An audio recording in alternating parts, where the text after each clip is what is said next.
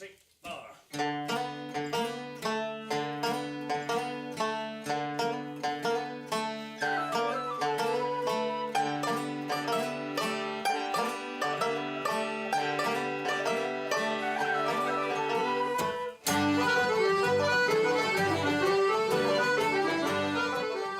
Here in Dundalk Institute of Technology, if a student wishes to study music, they can take our BA Honours in Applied Music, or they could take the BA Honours in Production of Music and Audio.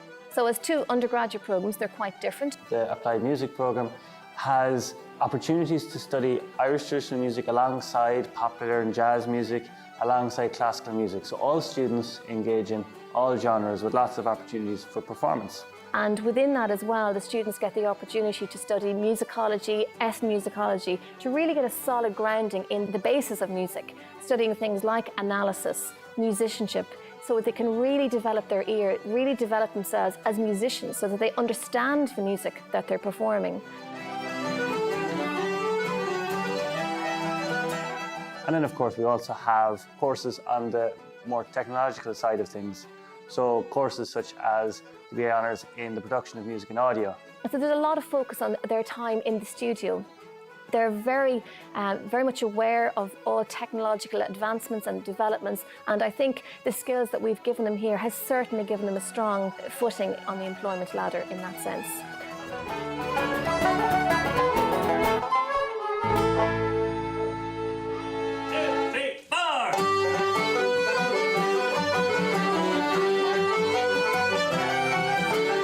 In the summer of 2016, a group of staff and students from Dundalk Institute of Technology travelled to Scotland. The group performed at the International Society for Music Education Conference in Glasgow. From there, they made their way to Moray in the northeast of Scotland, where they performed at Speyfest. Now, in its 21st year, the festival provided an opportunity for these Irish musicians and filmmakers to engage with the vibrant living traditions of Scotland, experience the wonderful community and hospitality of Fockabers, and participate in this exciting festival. While in Scotland, we had the opportunity to listen to many other groups and teach our music to local children. Join us on our journey.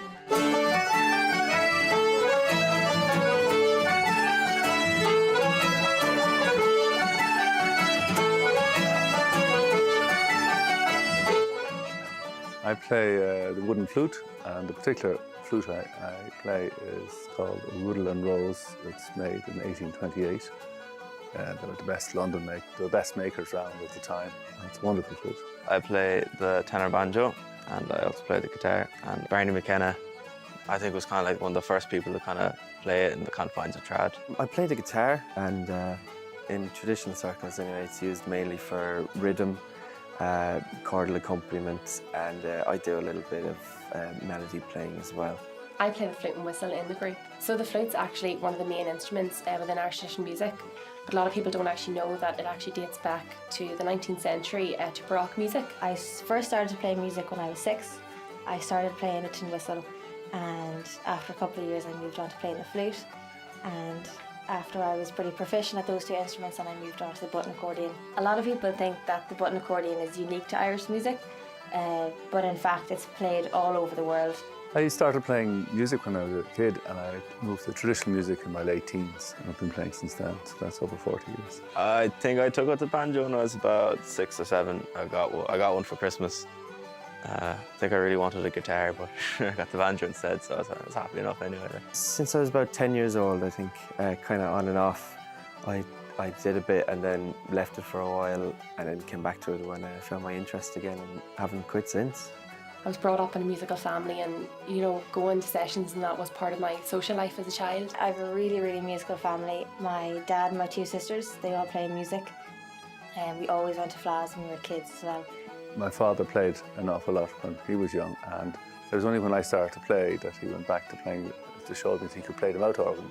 Neither one of my parents play, but all my sisters play. We were all sent to like tin whistle lessons when we were much younger, and I think secretly I think tin whistle lessons were cheaper than a babysitter, so that's why we were sent in. Well, I come from a very musical family. My father's side would be very musical. Yeah, it's definitely, I've been born into it. I'm playing the banjo in the group, So my musical upbringing was quite varied. I started in a school band, which didn't have much traditional music, if any, but was encouraged. I started on classical piano, essentially, doing my grades. I was doing Irish dancing with Patricia Hannafin, and I performed for many years with Siam Satira, the National Folk Theatre of Ireland. My teacher on the accordion was a wonderful man called Rory Kennedy, and he was a member of the famous Siam Satira band. So there was a very strong tradition of music making here in Dundalk when I was growing up.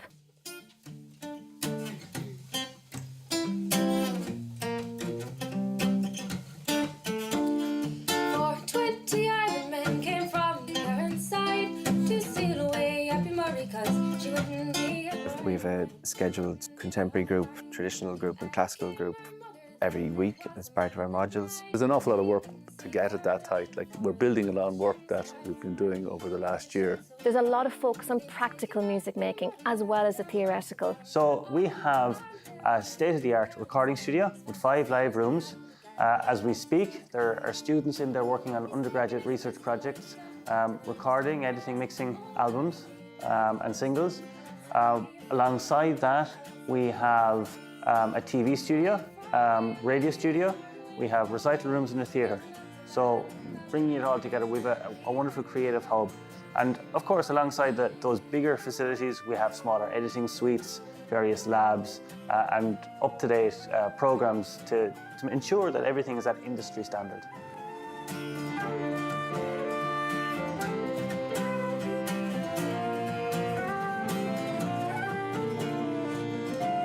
I'm delighted to be travelling. I think travel is a wonderful thing, and I try to travel as much as I can. I've been fortunate with music to do that, and this will be my first visit to Speyfest also. But I have been away at festivals in Europe and that. In terms of networking and getting to know people, it's pretty crucial for that. And you meet lots of different musicians and see what people are doing and how imaginative they are. It gives a real sense to the public what DKIT is about, that we just don't offer opportunities for our students to study in DKIT. We bring students out of the classroom.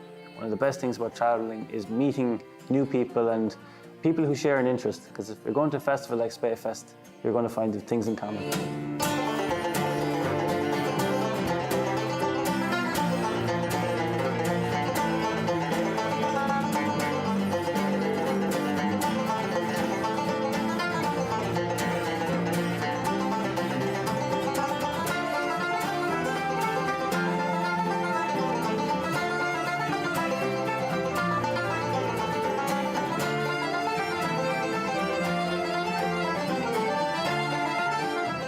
So to get the students on a world stage to perform at an event such as the International Society for Music Education Conference in Glasgow, and then to bring them up to a traditional music festival in Northern Scotland, I think that the documentary will really show all the work that has to go into preparing for such an event.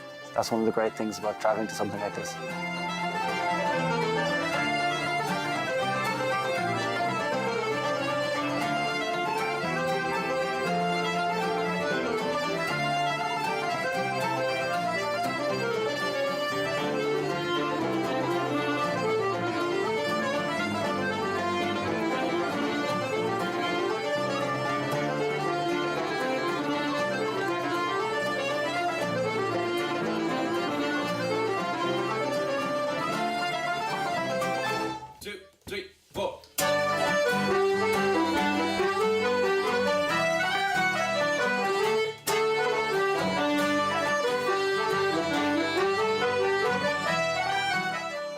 People's place, and there's lots of people floating around. Maybe it's just the day was really good, but lots of people enjoying themselves. Makes it very nice. We're just after hearing some of the American band sound check there, and it's made me even more excited for tonight for DKIT's performance at ISME. Yeah, we're really looking forward to hearing them. They've sounded so good, so I just can't wait to get on stage and play as well.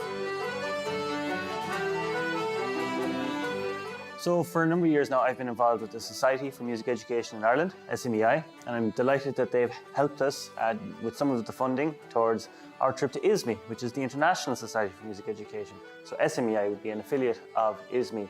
And SMEI is a representative body of individuals, groups and associations interested in music teaching and learning across all genres. So that's a very interesting network to be involved in, to see what are the advances in music education that are ongoing. And it's about sharing research, sharing practice, sharing innovation in music teaching and learning within the Irish context. The International Society for Music Education hosts a conference every year in different locations around the world. It's an amazing gathering of educators, specifically music educators. But with that Community Music Commission, I suppose I've made my best friends in the world who are from all over the world. I mean, every country you could imagine, or every continent. So it's very diverse in terms of the various different groupings that we have, and then within those, a multitude of countries, a multitude of cultural contexts, and then obviously, again, within those, you have diverse genres, diverse musical styles, diverse approaches to teaching and to learning. So we were delighted that DKIT was selected as one of the representatives of Ireland for this year's conference.